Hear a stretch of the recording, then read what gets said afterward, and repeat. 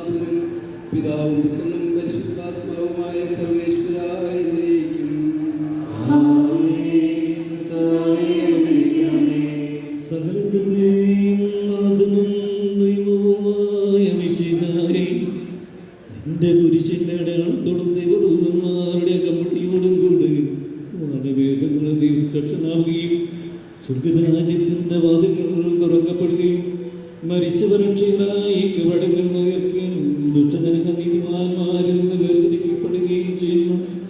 രക്ഷാകരമായ വിധി ദിവസത്തിൽ നിന്റെ തെരഞ്ഞെടുപ്പോടവർക്കായി ലോകാരംഭത്തിൽ തന്നെ സജ്ജമാക്കപ്പെട്ടിരിക്കുന്ന സ്വർഗരാജ്യത്തിലേക്ക് ഞങ്ങളുടെ പ്രിയപ്പെട്ട സഹോദരൻ വൈദികൻ ജോർജ് കരന്തോളിലച്ചനെ സ്വീകരിക്കണമേ.